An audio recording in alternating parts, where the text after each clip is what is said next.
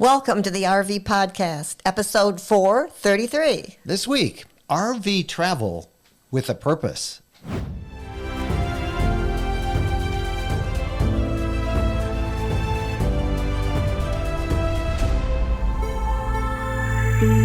Hello and welcome, everybody. I'm Mike Wendland. This is my lifelong traveling companion and my bride, Jennifer, and it's delighted to be with you on this episode 433 of the RV Podcast. We just came back from about a month of travels, and we can't wait to go out again. It's been like that, isn't it? It's been a little crazy. Yeah. Hey, quick announcement. We have a new giveaway that we want to tell you about. We announced it on Ask Us Anything Sunday night, and it's really aimed at you guys who have dogs and you travel with dogs. This is something we're giving away. It is the SpotOn satellite GPS dog collar. And this thing is amazing. We bought it for our dog Bo. We bought it for our dog Bo back in, I guess it was late fall. And he has been fence-free. Electronic fence is actually, you set up kind of a wireless fence, works with the satellite, and it keeps track of where he is. You can draw as many of these fences as you want. We've got one in Tennessee on about 3 acres, and in Michigan on about 5 acres. You can set it up when you're at a campground or at a friend's house. It works through trees. When the dog approaches the boundary that you set, it hears a little noise. Here's a beep.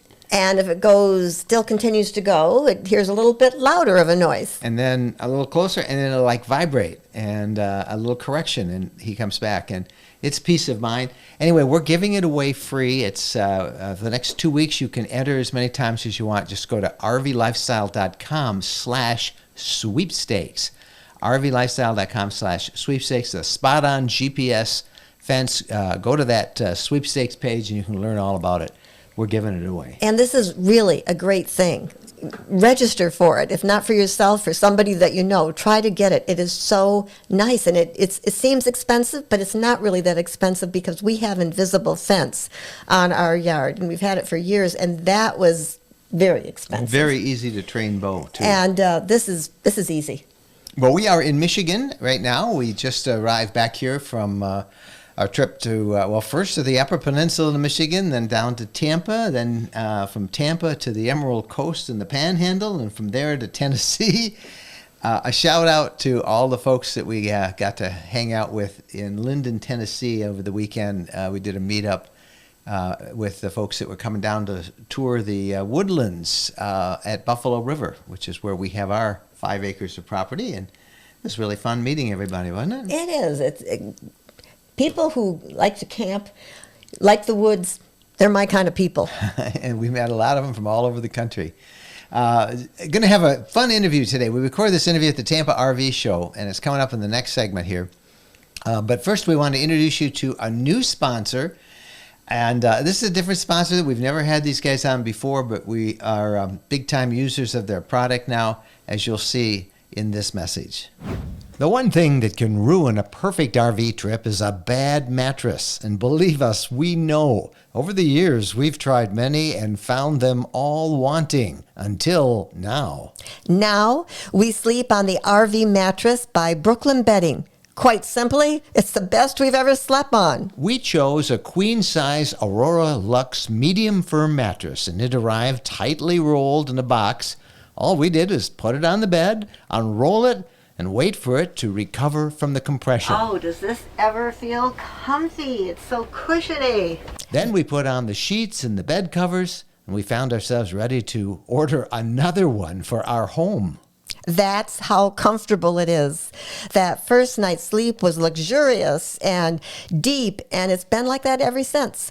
The RV mattress by Brooklyn Bedding comes with a 120-night sleep trial and a 10-year warranty. Shipping is free. If you're disappointed with the current mattress in your RV, you owe it to yourself to try the RV mattress by Brooklyn Bedding. Something else that's very important is that Brooklyn Bedding manufactures all their RV mattresses in their own factory in Arizona.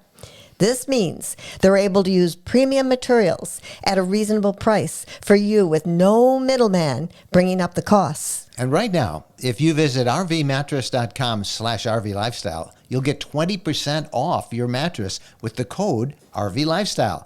Again, use the promo code RVLifestyle for 20% off the cost of the RV mattress by Brooklyn Bedding. We're sure you'll be as thrilled with your RV mattress by Brooklyn Bedding as we are with ours.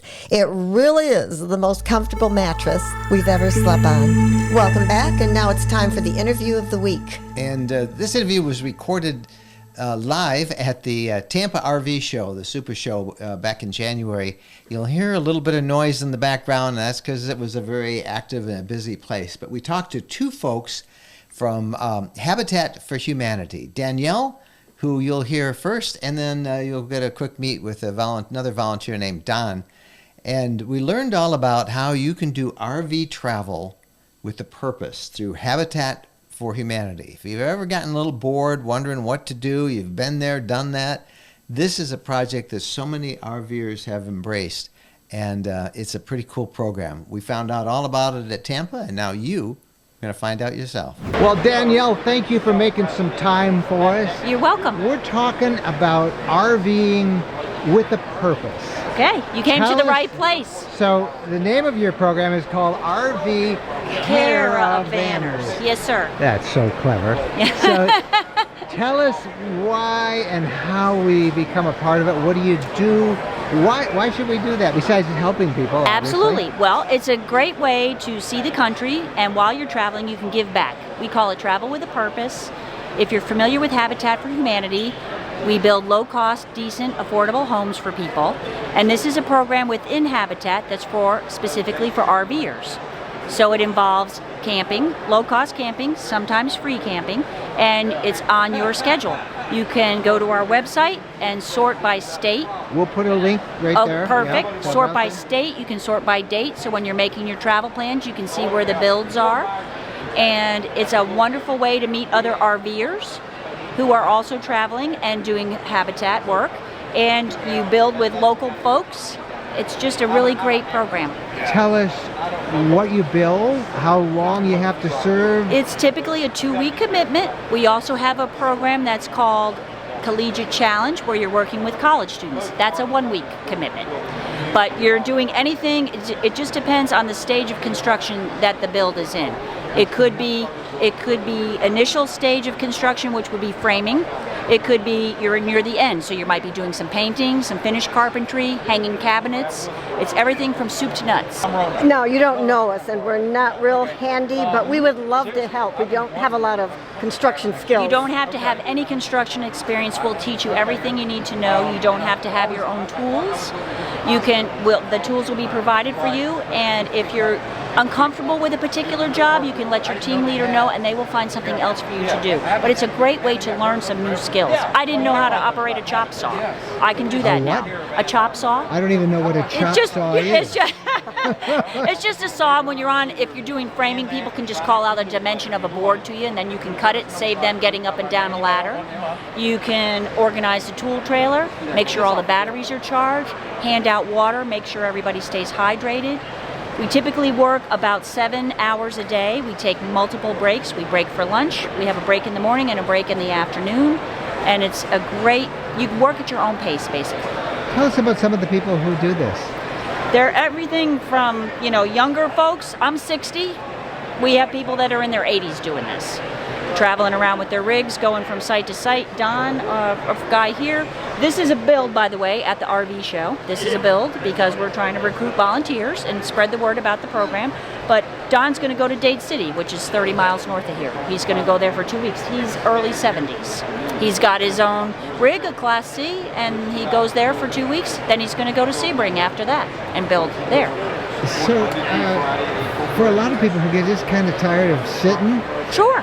This is just such a great tool. And like I said, you just work at your own pace. So if there's a build that fits in your schedule, great. If something works out with your travel plans and you're like, well, honey, I don't think we can do anything for the next couple months, that's fine.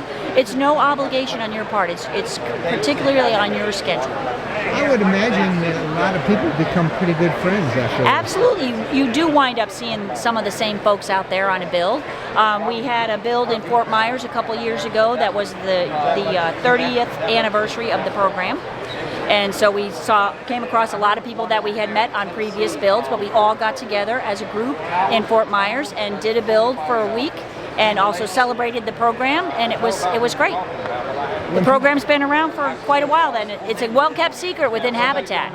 So all these people come with different life skills. Yes, and different RVs. And different RVs and different life skills. Right. But there's something for everybody to do. That's correct. Yes, ma'am. We can teach them. That's right. You can run the nail magnet across the job site, pick up nails and things, tidy up, sweep up, make sure Yeah. Danielle, tell us some of the things that you've done. Well, we've done from framing, building up, putting up walls, new construction, to painting, to hanging cabinets, putting down flooring.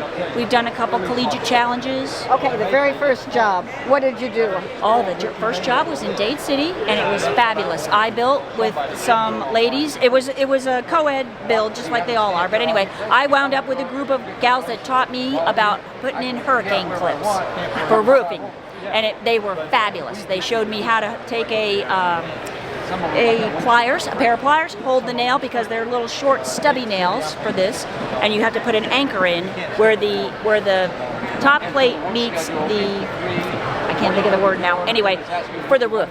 It's so that the roof doesn't fly off if there's a hurricane. So these brackets are about this long, but they have 5 nails on each side. Okay, so, and they're short, stubby nails. So you take pliers, you get your hammer so that you don't hurt yourself, and you put it in there, and they were awesome. We just met with a couple from that first build, which was 10 years ago. They just came to our house in Georgia and stayed with us for a night. It's a 2-week commitment? 2-week commitment. Is there a backlist, or yes, if it's full online, everything is online, which is great. It's convenient that way for RVers. So you go online, you can sign up for our monthly newsletter, no spam or anything. It just tells you the latest and greatest builds.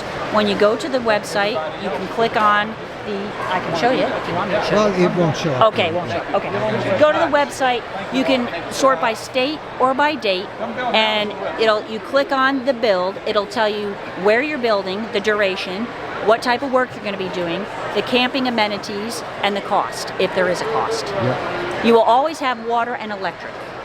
I'm just wondering, is there any kind of tax write-off for the person? Okay. Yes. When you're traveling, your mileage to get to the build, yes, you can put that on your taxes. And you say you camp at the site or nearby? It depends, right. Sometimes you're camping in a church parking lot. Sometimes you're at a fairgrounds. Sometimes you're at a site that was built for the caravanners.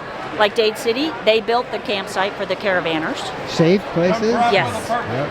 Yes. Well, I think this is a great way for people to use their RVs and make a difference. Absolutely. Yeah. Absolutely. And all of us want a purpose. We want to serve. We want to give back. We don't want to just sit there and eat potato chips and watch meaningless TV. That's right. That's right. So in the evening, after you're finished for the day, then we have potlucks or we have social hour. So you find out where people have traveled, what sightseeing they've done, and it's a great way to meet other RVers as well as helping. You're off to where after this? Dade City, Florida for 2 weeks, then Sebring for 2 weeks. And what are you going to do there? Whatever they need done. Yeah. Build houses. What's the hardest thing you ever did? Roofing. Yeah. What's the most fun thing you ever did? Laying out floors. I love that. I love layout. It's not the socializing after. Well, that's always good.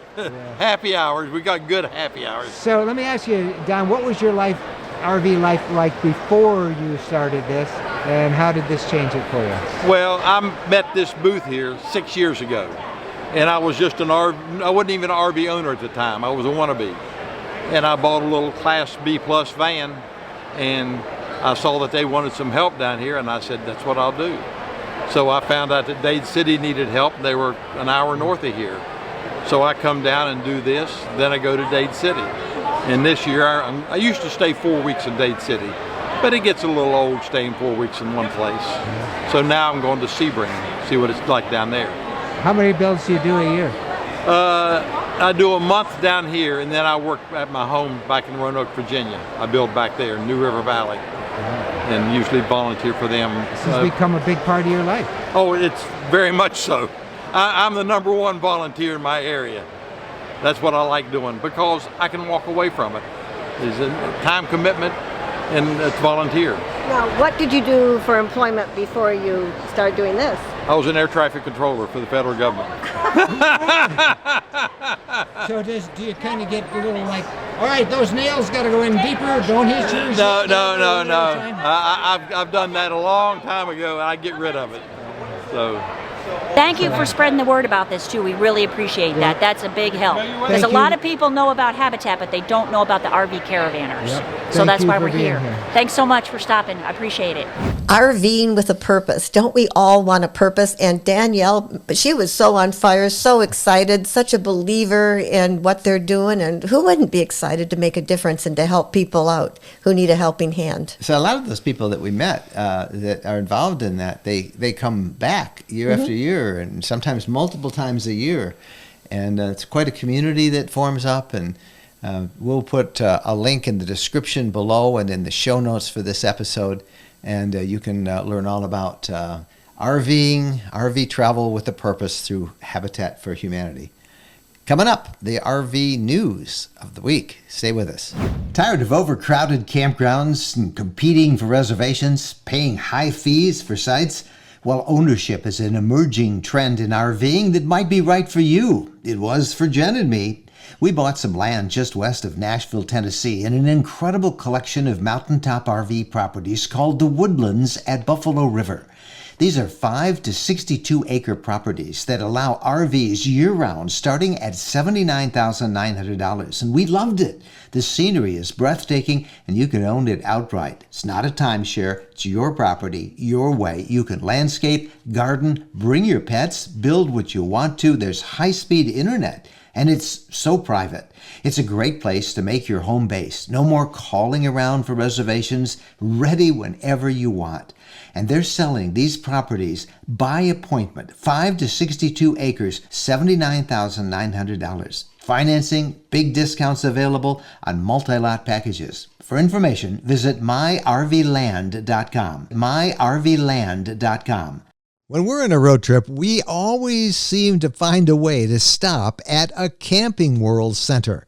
There are over 225 Camping World locations across the country, and there's always one close by when we need parts and accessories for our RV or just want to shop. In fact, we have so much fun with Camping World, and as we talk about it as one of our sponsors, they have agreed to offer a 10% discount if you use the coupon code RVLifestyle10 when you buy $99 or more in merchandise. You'll find everything you want, from outdoor furniture and appliances, the ones you see us use in our videos and that we talk about here in the podcast. RV extras that include everything from camping chairs to fire pits, electrical accessories, must-have gadgets. Check them all out.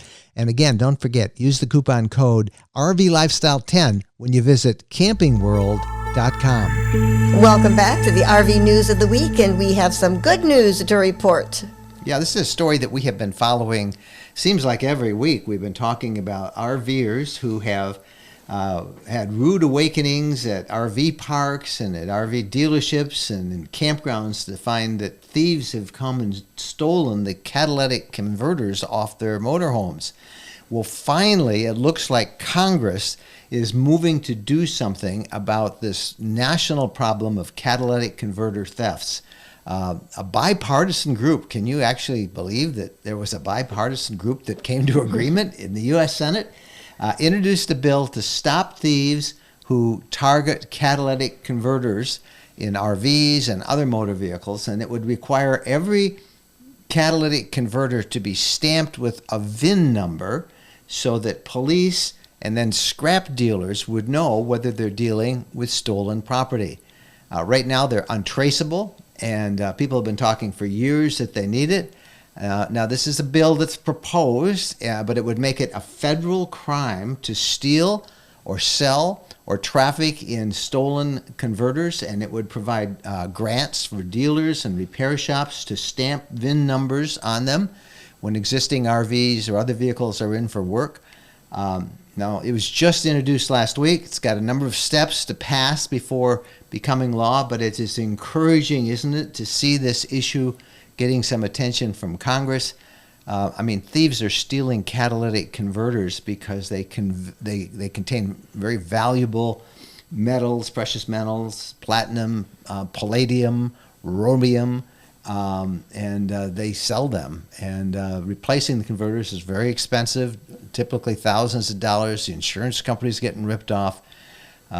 We've written a couple of stories about it, and we've continued to cover this ever since we started hearing about it several years ago.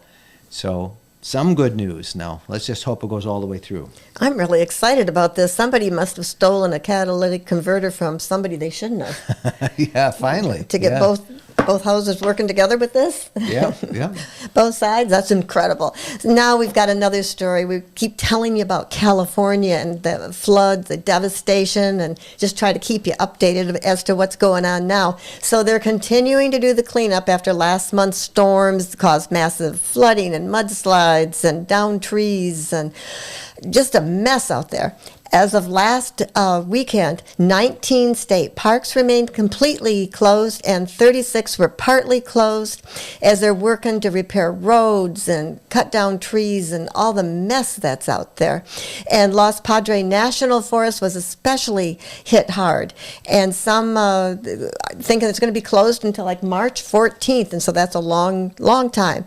In California, if California is where you're headed for your immediate camping plans, make sure you check ahead. And it really doesn't matter where you're going. You need to check ahead and make sure that something hasn't happened that you don't know about.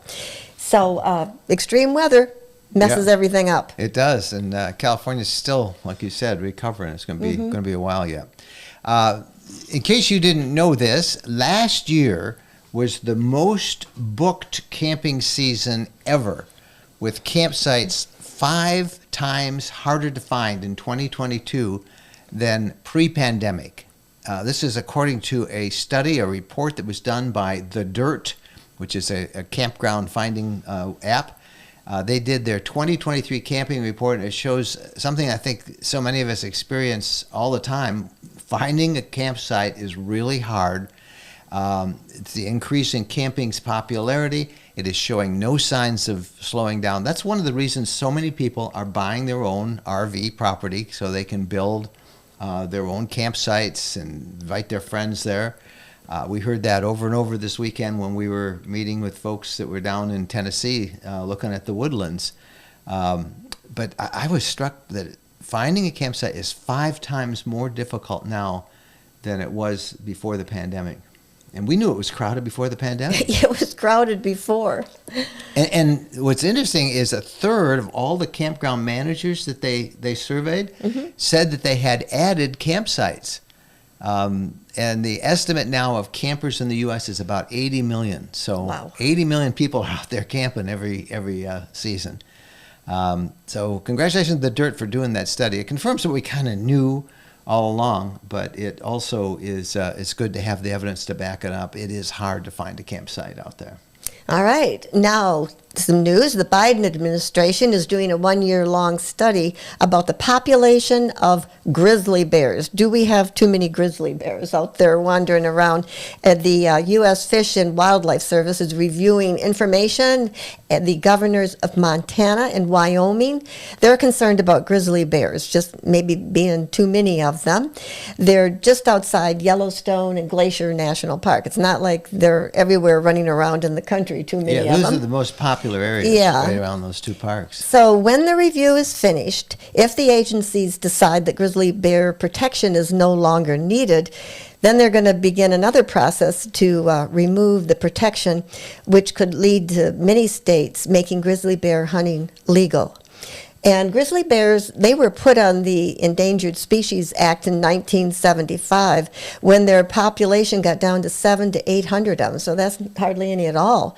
In the 1800s, it was estimated there were 50,000 grizzly bears wandering around North America. You remember when we traced the Lewis and Clark expedition that one summer, a few summers back, and we read the diaries of Lewis and Clark as they led their exploration team, and over they were encountering these grizzly bears out west, and I kept thinking to myself, what, did they see them that much? I mean, we see grizzly bears when we go to Glacier and Yellowstone, but not as much as these guys did, and that's why 50,000 of them in the 1800s. All right, the last story. We were just down in Tennessee this weekend, and we found I thought this is a cute story to end the news of the week. If you have your Valentine's Day's plans made, you might want to think about, depending on where you're going camping in your RV, you could find a very romantic evening in Tennessee. 7 Tennessee parks are offering romantic 4-course candlelight Valentine dinners for 2 on next Wednesday, February 14th. We'll put a link in the show notes for it. Kentucky State Parks are doing the same thing. If you're RVing, they've got some parks that have food preparation facilities and restaurants. They're offering meals and live shows and nature walk, all sorts of stuff. Yeah, I bet you dessert's going to be s'mores. No, just joking. Dessert would probably be s'mores. So, and we're going to have a great interview on the podcast next week about a couple that found love in an RV park. And I don't want to give it away. You'll have to listen to that podcast next week.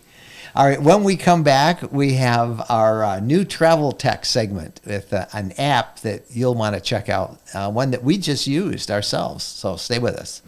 When we're asked what's the most important modification we made to our RV, it's an easy answer.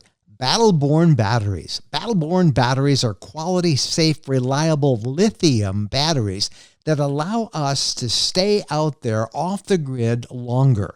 Lithium batteries charge faster, they charge fuller, they're longer lasting, they're maintenance free, and Battle-Born batteries are protected by a 10-year guarantee.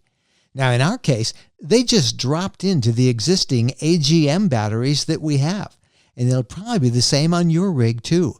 Battle-Born battery experts can get those in your rig just like they did with ours. They can also match you up with the right cabling, the inverter, the charger, the solar controller, everything. Jennifer and I swear by our Battle-Born batteries. They allow us to boondock off the grid. Check them out. Go to rvlifestyle.com/lithium. rvlifestyle.com/lithium. Welcome back, and now it's time for New Travel Tech. And this segment is brought to you by our sister blog, newtraveltech.com. Please go over and check that out sometimes. It's our sister blog, and it covers how technology is enhancing the entire travel experience, all different kinds of travel, not just RVing. But what we want to talk about this week is an app and a service that we just used on our most recent trip called Neighbor.com. Very easy address, Neighbor.com. And here was our dilemma. We had our fifth wheel with us in Florida, and we wanted to spend some time in our condo on the Emerald Coast. But what did we do with the condo? Or what did we do with the fifth wheel? Because we couldn't park it in the parking lot. We were stuck. Well, we found a wonderful place. We didn't know this was really out there because we've never had this situation before where we've had a big vehicle that we needed to store someplace. Neighbor helping neighbor. Yep. So this Neighbor.com site, it's kind of like an Airbnb for storage solutions where people open up. Sometimes it's their driveways, maybe some businesses it's a parking lot, some people it's the back 40, as it was for us. We found an awesome site in Baker, Florida, from a guy named Richard, and Richard had 40 acres out there, and we were able to drop off our fifth wheel and leave it there secure. You can even buy insurance through this Neighbor app for a reasonable fee, so if something should happen, you're covered. And then we didn't have to worry about the fifth wheel while we went down and hung out on the beach in a condo for a while. And we weren't tying up an RV spot at some campground when we, wouldn't be staying there. And it's available for somebody else. And this is a lot cheaper, leaving it at this field like this. It really is. It's some of these sites you can get for under $50 a month. And if you've ever tried commercial storage facilities, be it for a trailer or a boat or a truck or businesses use it for fleet storage. these are really reasonable rates, and we could not have been happier, and it gives us assurance that we can bring our fifth wheel down, we can go to the condo, we got a safe place to drop it off and pick it up when we left, and could not have been easier. And some of you out there might have some property around your house. Yeah, that you can rent it out too. Make a little extra money. Why not? So the site is neighbor.com, and it's just well worth checking up if you have an RV that you need to store.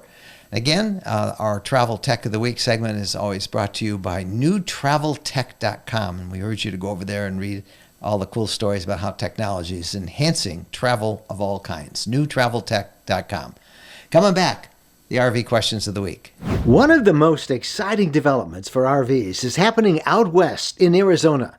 Western Land and Ranches is selling 5-acre high-elevation ranches just off the famous Route 66, the birthplace of the American road trip. Prices start at only $39,900, and these are beautiful, secluded tracts of land surrounded by majestic mountain ranges with sweeping valley views. The high elevation is a unique microclimate as well, giving you cooler temperatures, green grasses, and tree cover, making it unique for desert property. The community is in the center of it all, close to the best of the West, Grand Canyon, Las Vegas, Lake Havasu, Lake Mead, Lake Mojave, the Colorado River, Flagstaff, Sedona, and historic Williams. If you're tired of crowded RV parks and paying high fees for sites, well, ownership might be right for you. This incredible collection of mountaintop properties called Greenwood Ranches hit the market, and it's selling out fast. There is no HOA. You can build a house, a cabin, outbuildings, or just RV.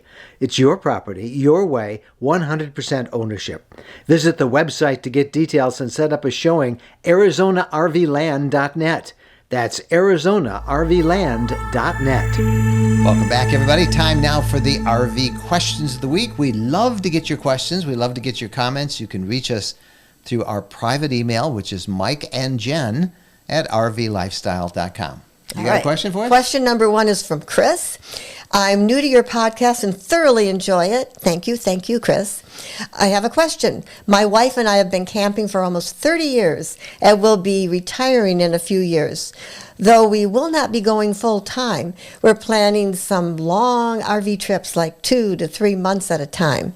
Cost aside, what's the most practical setup for this? A Class A, C, Super C, fifth wheel? We currently own a 36-foot travel trailer, which is more than adequate for our needs regarding space and storage, but are not sure if this will be practical. Chris, that's a great question, and it's one you know is impossible to answer because we don't know your camping style, but we can gather a couple of clues from what you said. First of all, you said long trips, 2 to 3 months. So the question we would ask is, do you plan on using the RV in one spot, keeping it in one spot for a week, 2, 3 weeks at a time, and then exploring and then maybe moving a little bit? Or do you plan to be moving all of that time, a couple days here, a couple days there? That would be a big factor in deciding it. Mm-hmm. And if you were going to keep it in one spot, your note said, we look at the question, you said that what you have is very adequate for you. 36-foot travel trailer. 36-foot travel, that's very big. Yeah, it sounds big. And in terms of practicality, if you're moving from place to place, there are places you will find that you can't get a big rig like that in. They don't have the room. So if you plan on leaving it in one spot and making that your base of operations and staying there for a long time, keep what you have. If you're going to move around a lot, then I think you need something that's a little more maneuverable. Don't you think? Yeah. But like Mike says, you're going to stay or you're going to be going. So maybe, a class...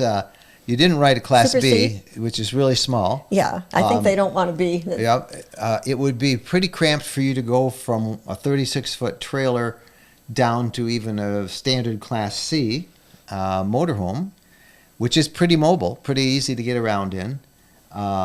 So you could certainly do that, but I think that you would find it very crowded coming from the 36-foot down to just a standard Class C, don't you? I've got a feeling you're going to be towing a car. Yeah, and that's that. Yeah, I didn't ask that, but that's very important. A Super C, that's pretty big, and a Class A can be as big as or bigger than what you have now. I would think that you are going to have a little trouble downsizing a lot. So I would urge you to think about maybe a Class A. Some Class A's are very small, 28 feet, and they go all the way up to 40-foot diesel pushers. So find an RV show and go investigate Class A motorhomes. Just from the clues that you gave us in that question, I think more than a Super C, I think a Class A would be what I would consider doing. Then you still are towing a vehicle, but and that was what you could go out and explore with. But it's a little easier to move around the Class A, I think. I don't know how much a home you want to bring with you. You're used to camping, you're used to weeding out things and just taking a few things, and you might not need as much room as you think. Yeah, good point. All right, question from James that came in this week. And James says, what is the best way to sell my RV not using a dealership? Would appreciate your insight. Well, first of all, dealerships, if you can get somebody to sell it on consignment, it's a pretty good deal for you because they do all of the negotiating and all of the haggling and all of the paperwork for you. But if you want to sell it yourself and then make the maximum money, then you want to get the word out. And the only place I really recommend is RV Trader. We have no connection with them at all, but they've been around for years. It's a classified publication. You buy an ad for it, and you can sell your RV. We just talked to a guy who had an ad, and he put it in, and he had an offer like within 24 hours. So I would try RV Trader. That's the best way to do it. Yes, you can advertise it on Facebook and Craigslist and all those sites, but you're going to really get a lot of scam artists. I mean, I would never use Facebook. I don't think Facebook Marketplace is even doing cars anymore. I don't know whether Craigslist, what their situation is, but if you go online, you're going to get all sorts of scam artists. Guaranteed. So I would go with RV Trader and see how that works. But our experience in Facebook Marketplaces, it's not worth it. Because we're in the big city. Yeah. Well, even it happens everywhere. Yeah. I guess. All right. That's the podcast this week. What do you think? Got comments on anything you heard on the program? Please send us your comments and your questions as well. Our personal email address is mikeandjen@rvlifestyle.com.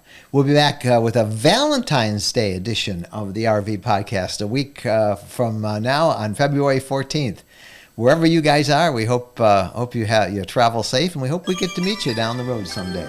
Happy trails.